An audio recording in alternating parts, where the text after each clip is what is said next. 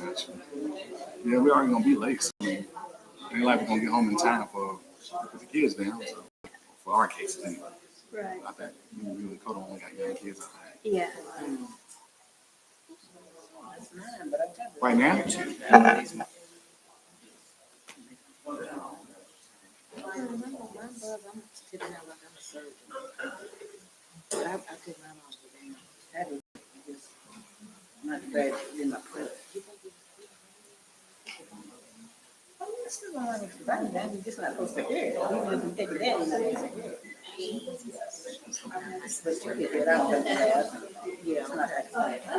Right, no. If it does, they've done it before. Absolutely.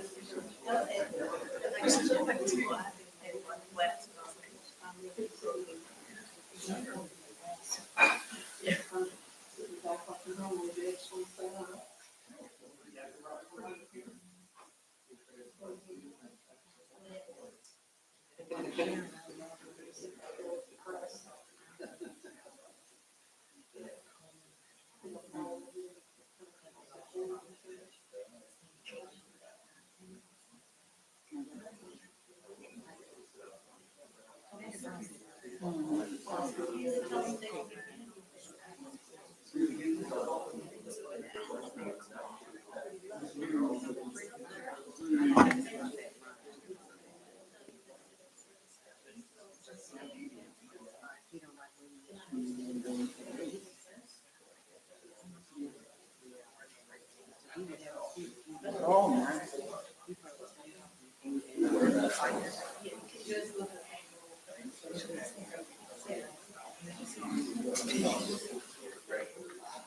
And I'm gonna tell, I said, don't say that.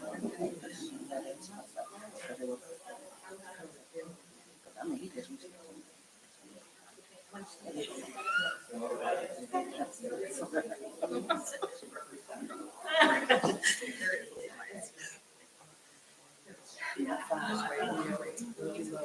Yeah, it was rough. I can change that. Sure, you can.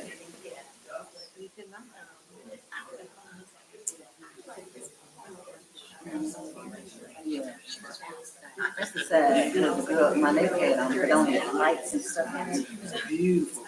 And it fell off, and we took it off. I don't know if it messed up, whatever she had hanging on her outside, messed that up. And it probably messed up today. I don't know if it started lights. I looked this morning to see if they had put it back up, but it was at nighttime, so I should be that way. Man, don't you look nice? Mm-hmm. Do we talk about this? I'm just playing. Simply, you really look nice. She's always been really nice. Absolutely. I have now.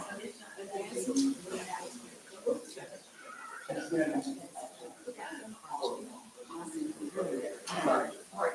I will feel no remorse. There he is. That one has to. Yeah. Yes, if you're free. I mean,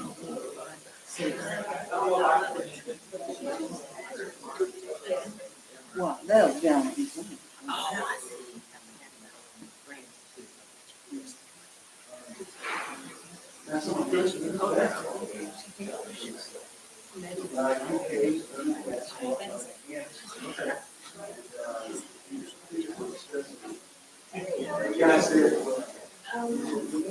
How you doing? Right there. Good see. This is 2 weeks ago, man. What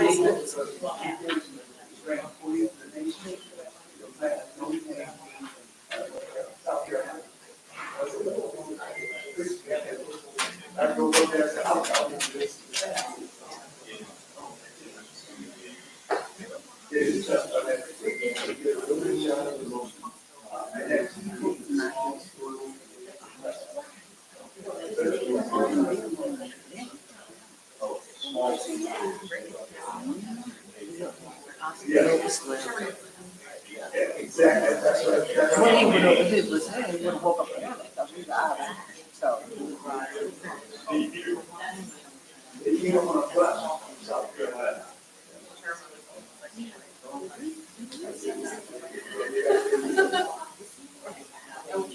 I don't know what's in the window. I don't have to look at something. I mean, I don't know what they're talking about. She can be there to us, but let me go to all this meeting. She has to be. That's what I'm saying, that's what I'm going for.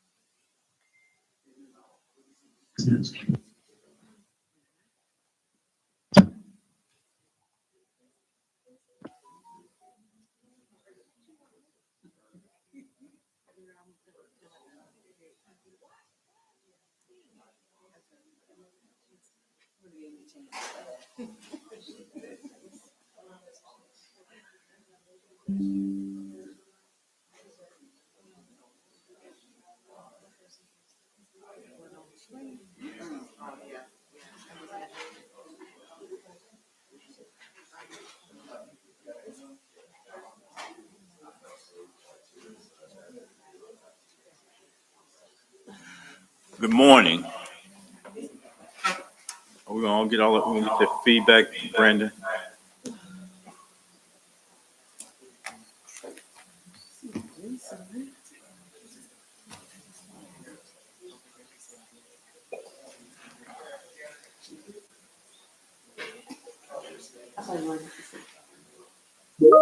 Has it stopped? Can you still hear me? Or did you cut the mic off? Okay, good morning and welcome to the November 22nd, 2024 meeting of the Kentucky Commission on Human Rights. We're still waiting on additional commissioners to sign in or to appear. But first of all, I'd like to recognize the mayor of the city of Hopkinsville, Mayor Knight, who will welcome us here today. Mayor Knight.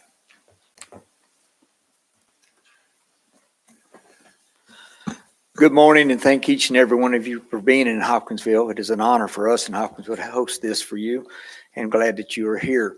Mr. Burris, thank you for being here again. You did an excellent speaking event at our breakfast the other morning at our Unity breakfast, and thank you again for that. On behalf of Hopkinsville, I'd like to say again, thank you. We appreciate you being here, and it is a great thing that we are doing with human rights. Miss Rachel Farmer and their committee are doing great things here and pushing Hopkinsville forward and making sure everyone is treated and has everything that they need in Hopkinsville. And I appreciate everything she does, from work to housing and so on. And then we know it's all because of part of what y'all do to help us keep us moving forward. And it's all, our hats are off to you for y'all's great job. Thank y'all. Thank you for being here today. Thank you, Mayor Knight. It's indeed a privilege for us to be here. When we were talking about hosting our Hall of Fame, they mentioned 2 cities, and I told them the other city was out. There was only one city to be considered. And as a result, we are here. But again, thank you for that. I also like to recognize the chair of the Hopkinsville Human Rights Commission, Yasmin Asenbach. I don't know if you don't have anything to say or anything. Just welcome. Okay, well, good. And then the executive director for the Hopkinsville Human Rights Commission, Rachel Farmer, recognize her, and I think you got some other commissions, other members of your Human Rights Commission here. Would you introduce them? You come to the, so we can get you. Good morning, everybody, and welcome again to Hopkinsville. You just met Yasmin Ozadbaugh, who is our board chair for the HRC here in Hopkinsville. We have Crystal Ferreira. She is a board member as well as our secretary at this time, and then Reverend Stephen Spicer, who is our treasurer and a board member as well. Thank you for that. Again, I guess while we're waiting to establish a quorum, let's proceed with the other items. The first one up that does not need an approval is the report of the executive director, Cynthia. Good morning. Good morning. I want to thank Rachel again for her hospitality and the hospitality of Hopkinsville. We've enjoyed the tours and the restaurants and just the hospitality and the warmth that we've received from everyone here. Thank you so much. I want to start just by letting you know that we continue to meet with our HUD GTM / GTR. We are continuing to work with the technical assistance team with HUD and also with Azriel Bailey. Cedric will give you kind of an update of information that he has received from HUD. We also met recently with our EEOC liaison, Jeremy Sales, and he will give you an update on that as well as about some of the updates on investigations that we will be doing. We also, on Monday, November 24th, Managing Attorney Colt Sales and I met with Jonathan Miller, who is chair of the Anti-Semitism Task Force, and Charles Booker, the director of Faith-Based Initiatives and Community Involvement, about the Interfaith Security Summit that occurred on November the 20th, on Wednesday. And Colt will provide you with an update of that. He had participated in that. I want to take this time to congratulate Juan Pena. He has recently been promoted to staff assistant. Juan will be the supervisor of all of our intake and education and outreach efforts. So I do want to thank him for that. There's 16 cases that were submitted for my review and approval since the October commission meeting. 14 were employment cases and 2 were housing cases. Of the 14 employment cases, 9 were no probable cause, 3 were withdrawn with settlement, and 2 were withdrawn without settlement. Of the 2 housing cases, 1 was withdrawn with settlement and 1 was a conciliation. The 3 public accommodation cases were no probable cause. I wanted to mention as an update that we will be unveiling 2 new Gallery of Great Black Kentuckian posters next month on December 6th. The posters being unveiled are of the late Ben Richmond, who is the former CEO and president of the Louisville Urban League, and Lexington Fayette County Urban League president, Porter P.G. Peoples. I also want to send out a request for anyone who has people for us to consider for the Gallery of Great Black Kentuckians to let us know so that we can get that information out. And we do want to spread it beyond Louisville and Lexington area. On that, what's the process for, one, you said nomination, what's the process for selecting who will be and how is that process undertaken? It's not really it's a nomination and you submit it to staff, myself, and it would be Juan Pena. You'll submit it to us and the reasons that you believe that the person should be in the Gallery of Great Black Kentuckians. We'll review that and we'll make a determination. For those of you that don't know, the Gallery of Great Black Kentuckians was established in 1970, and it was done because there was no Black history in Kentucky schools. there's still no Black history in Kentucky schools. But the posters are done for probably a 5th grade level, and just to give them information about the heroes and sheroes that we have here in Kentucky that have contributed to many arts. We have actors, we have doctors, we have politicians, we have teachers, we have nurses. So we do review it, and we want to make sure that they've made a significant contribution before we consider doing the poster unveiling.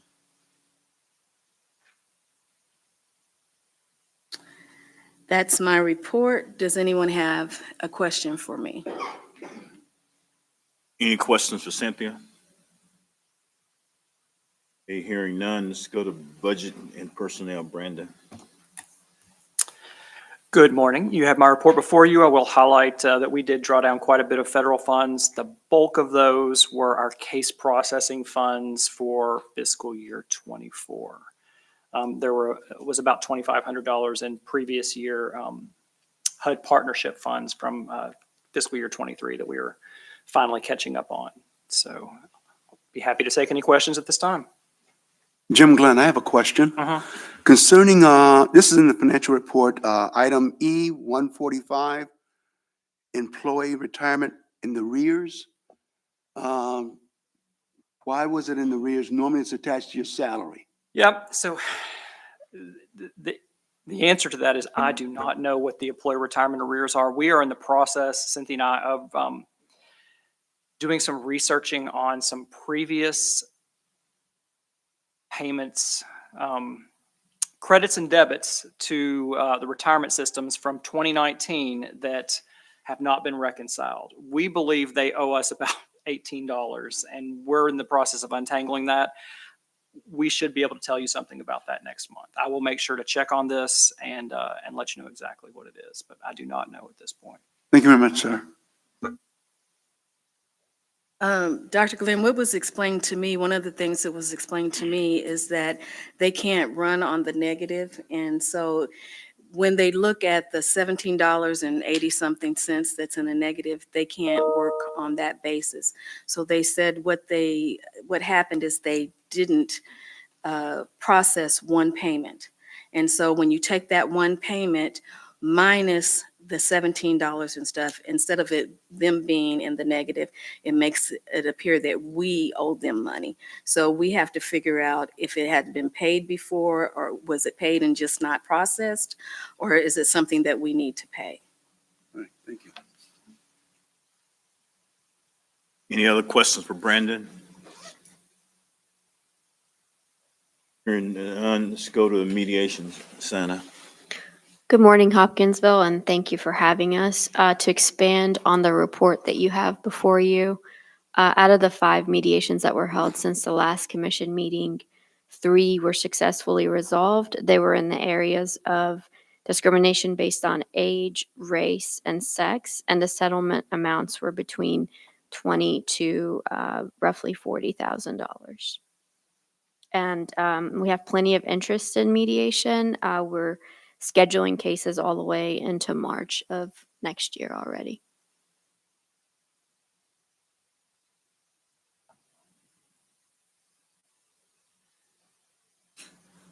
Any questions for Santa? And let's go to enforcement. Cedric. Good morning, everybody in Hopkinsville. So regarding the housing, 43 cases, average right now is 157. The only change in housing regarding our GTM is the way the determination letter is actually formatted. That is what's holding up seeing a lot more cases recently on the actual book that y'all get as far as my report, is because the way we are formatting the determination letter. Now, I want to be clear for Kentucky and everybody, not how the investigation is ran. That's working fine. All that is still good. There's no issues or complaints about that. It's just the way it's formatted. They want it done differently than what we were told to do in the past. So that's what's holding up some of the housing cases, is to make sure that's formatted right. And that determination letter is the letter that gets mailed out to the complainant as well. So it won't be different information. It'll just be formatted differently. So that's kind of the thing that's been talked about with our new GTM. Regarding regarding employment, we have 150 is still the contract level. That is the current contract level. We have 12 submitted and 12 pending approval. I want to be clear that the ones that are currently on, that were turned in for this commission meeting, are not yet submitted to EEOC. So it's more there, but they're not submitted yet to EEOC.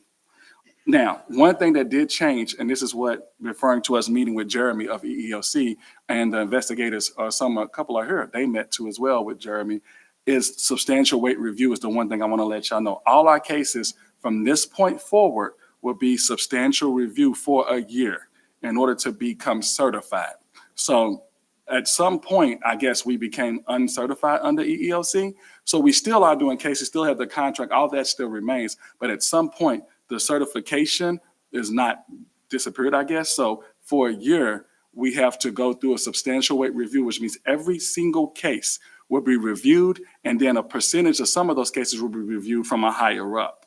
So just wanted to give the commission an understanding of that, and Kentucky as well, regarding those things. But everything's still going good.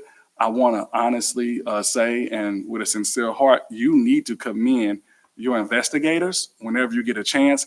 They are the reason why this, as far as enforcement goes, the train keeps rolling. And I had a celebration with them of thank you, kind of a celebration of meeting the contracts with them this week and just expressing my gratitude to them, to legal, to Sana, just so they understand that, without them, it'd be a hard road here. We've seen that road before here at the commission when we don't have investigators and what happens. So I wanted to just throw that out there. Regarding PA cases, those are going fine. I don't have much on the PA cases in a sense. It's only 10 of them. So, but Yeah, they're tell going them what good. that means, what PA case is. You said what? You say? Oh, I'm sorry. Public accommodation. I'm sorry. Public accommodation cases. They're rolling fine. We're doing all we can to make sure those are closed in a timely manner. But pretty much that's it with that. Staff has attended a retaliation in case training with EEOC. So there'd be the employment investigators have done that. And we're always training and looking for ways to make sure we stay sharp and stay on our game, whether it's housing or employment or public accommodations. But that's really all I have. Are there any questions? Cedric, can I make a clarification? Mhm. On the certification with EEOC, what was said is they have no verification that we were ever Oh, yeah, I'm certified. sorry. So it's not that we became uncertified.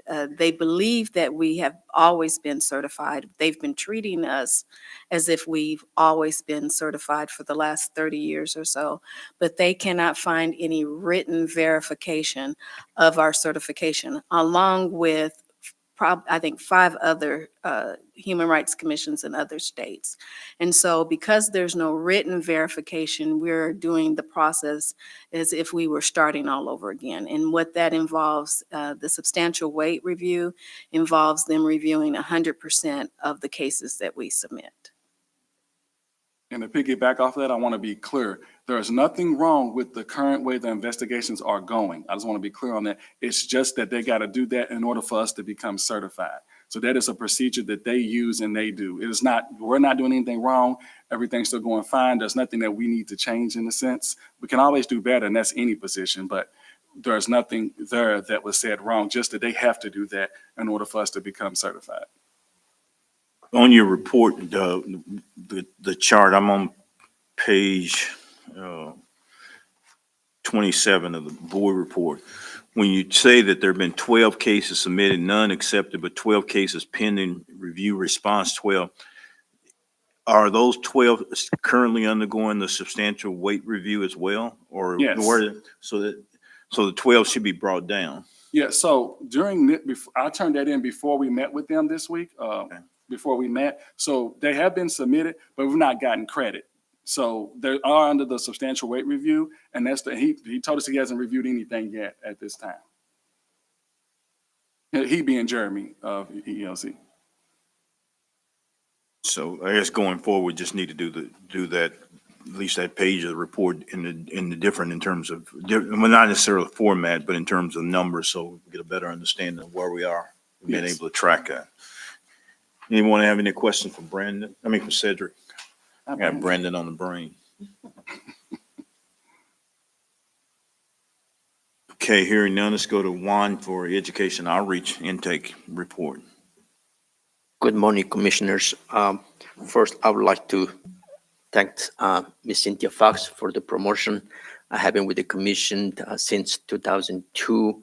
I wasn't looking for the position. I was just doing my work as a golfer, but I appreciate the promotion. And so having done a lot more administrative work, and I want to thank the staff, Glenda Stovall, John Fisher, and Karen Cottrell for stepping up to help with the unit. Our unit is responsible for receiving all the inquiries or intake, and we determined if we have jurisdiction to move forward. And it has been a task since Mary Ann Taylor left, so we are short on staff, but I'm proud of the group or team that we're keep floating. So thank you for that help. And I believe that the unit can be a mighty. So we encourage our intake officers to receive and seek professional development so they can make the decision on the spot. As you may know that not all inquiries that come to our office meets the prima facie or jurisdiction for us to move forward a complaint. As a result, a lot of our complainants are not happy when they come to the door and just mention to them that we don't meet the prima facie. So that's the reason we wanted to make sure that we don't miss anything and our intake officers are well prepared.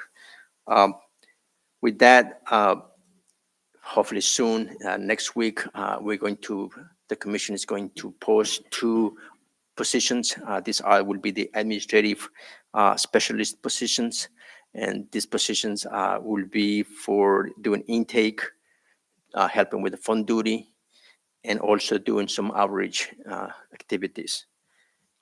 So for Hopkinsville and for any communities, for anyone who needs training, just can contact our unit. We're happy to come and do the training, and we can tailor our training to a specific group, either real estate licensees or managers of landlords or tenants or just the public in general. I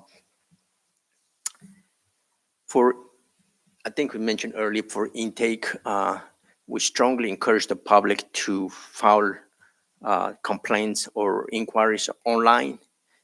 We have a website. You just go to kchr.ky.gov. That will take you to a website, and there's a field that says file an inquiry. And that's the easy way to file an inquiry and provide all the information that we need.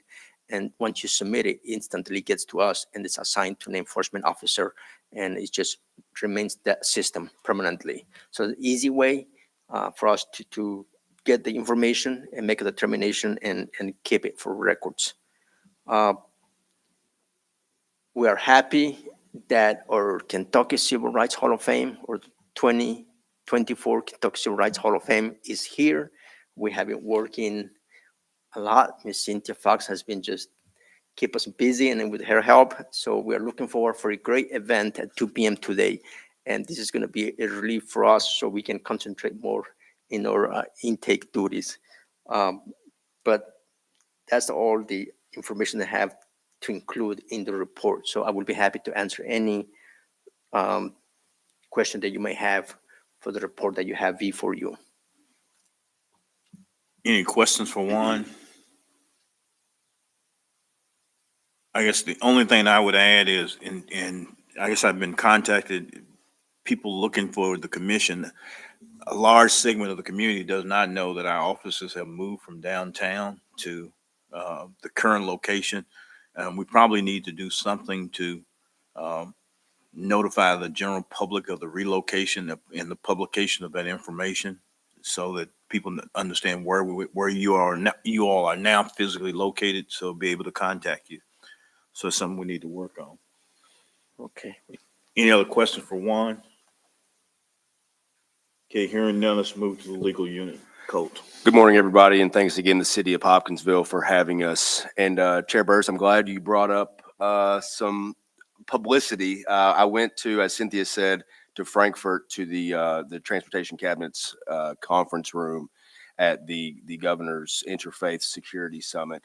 and spoke about the commission, what we do, reminded folks that we're out there. In attendance were a bunch of faith leaders from across the state, who the purpose of the summit was more about physical safety and security of their buildings, but I was able to talk about what we do because I think it's also important and provides another kind of security. But no real significant change on the report. I'm happy to take any questions if there are any about that. The last time we were together, we discussed briefly the Senate bill request. Do you want to talk about that now, or would you prefer that more commissioners be on board? We were asked to endorse a bill that will be forthcoming in the Senate. I was asked to provide a little information on that. Go ahead and discuss it now. Okay. There's a bill request. I don't recall off the top of my head who requested it, but it's been submitted in past years, but it's never passed. What it would do would create a new section of KRS Chapter 205 to provide the right of folks in certain community-based services and other like Medicaid homes and things like that, provide them with the right to install cameras in their rooms. In most cases, I think that's prohibited by rules of the facilities. We were asked our thoughts on that. I have some thoughts on it as far as endorsement goes, but I'll let you. Well, it doesn't, I don't know if we're the right folks to do so. I mean, it doesn't affect KRS Chapter 344. I think it was framed to us in a way that suggested that it would assist with some of our disabled Kentuckians, and I guess in a way that it would. But again, it doesn't really affect our statute. But again, I'll defer to the commission. No, that's fine. We just want, I think, basically want a reaction and analysis of it, and if that's the conclusion, then I think that speaks for where the commission should be or ought to be. So, Okay. Nothing else. Sure. Is that it for you? Yeah, I've got nothing else unless anybody has any questions for me. Any questions for Cole? Thanks. And moving along, there are no committee reports. Under new business, two things that I want to bring up that will require some additional work by the commissioners and by the staff. First is in the process, as you well know, more than half of us have had our term on this body has expired, and the governor's office over the last month or 6 weeks has been calling around, wanting to know whether people were interested in reappointment or any of those things. But I had several of the commissioners who were up call me, and the question they raised is with our new format in terms of how we do reports.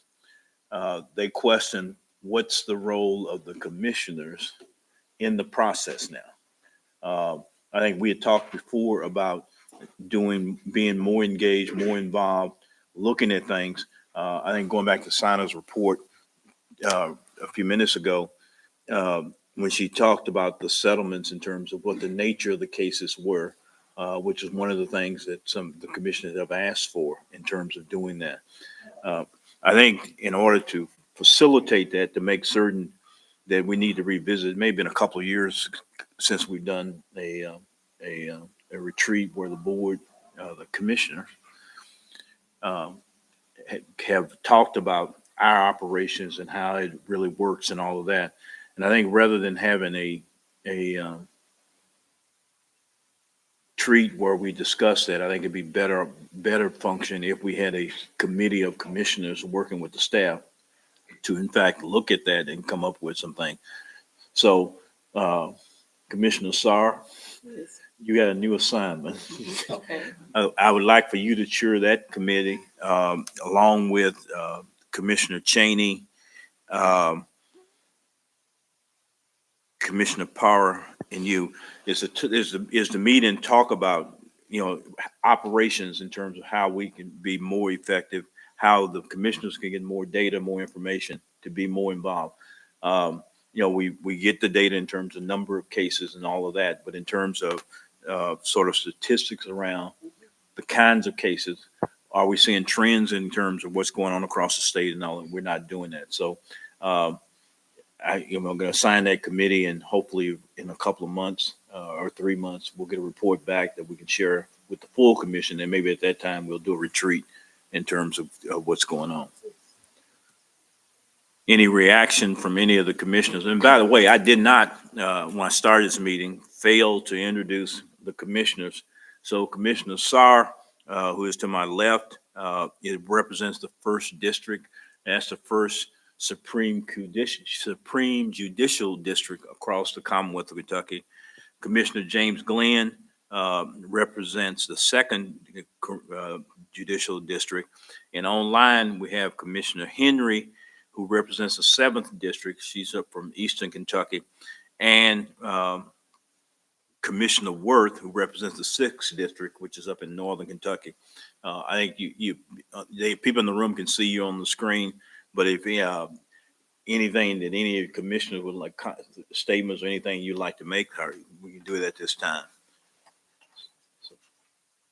Thanks, Commissioner. I'll just, Chair, I'll just, Commissioner say a Worth, are quick you word. talking? If you are, we can't hear you.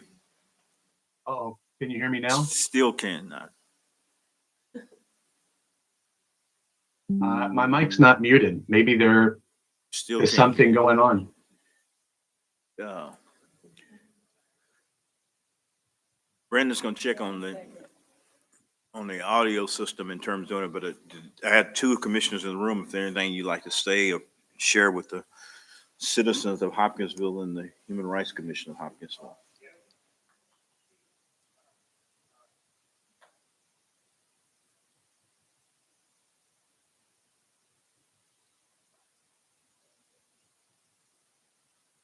Is it us or is it them?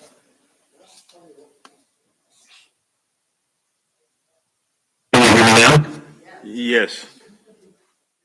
Thanks, Chair. I just wanted to simply say what a great experience I recently had in Hopkinsville. I've been lucky enough to be participating in Leadership Kentucky, the class of 2024, and we had an incredible visit to the great city of Hopkinsville. The hospitality was first class, and we learned a lot about the economic drivers and the importance of the city of Hopkinsville to the overall health and well-being of the Commonwealth. So it's a real pleasure to be joining virtually today. The only question I would have, Commissioner Worth, is did you learn that in Hopkinsville we raise missionaries and send them out to save the rest of the heathens in Kentucky? Exactly. I did learn that. And I also learned that when I get a McDonald's biscuit, the flour probably was grown and manufactured in Hopkinsville, at least on this side of the Mississippi. Okay. Commissioner Henry, anything? No, I'm just glad to be with you this morning. Looking at the weather outside of Eastern Kentucky, I can't believe it's already snowed. And just like to thank Hopkinsville, who's I'm on the other side of the state. Yeah. So quite a distance. And I got the time mixed up this morning. Sorry about that. And I tried to join you earlier than you were actually. But that just shows the eagerness of us to serve as commissioners on this great commission. Anything, Commissioner Glenn? No, sir. Okay, then my second item under new business is I've been, and this will be for Cynthia and for Colt, is the need for us to undertake a study or an assessment. I know our jurisdiction in the housing area is limited by our statute in terms of where things are. But I've had maybe 3 communities called and contact about the impact of Kentucky's landlord-tenant law in terms of how what's there and its discriminatory impact on residents across this state. And I guess what I would like for you, the 2 of you, and also working with, it's now called Kentucky Housing, is determine whether there's anything, one is to determine if there's any type of discriminatory impact, and maybe we produce a study or something of that nature, along with some recommendations for our legislature in terms of changes in the current Kentucky landlord tenant law. So I've got a question. So essentially, there's two landlord tenant laws throughout the state. Some jurisdictions have adopted right, the URALTA, as it's called, the Uniform Revised Landlord Tenant Act. right. Is that the But statute? the state has not. That's correct. Right. So I think we want to look at what the state has done, because in terms of if the state has adopted the uniform, then it would be applicable to all jurisdictions, That's right. whereas not. So that's something we need to look at. So a study of the lack of implementing URALTA statewide and what impact that has.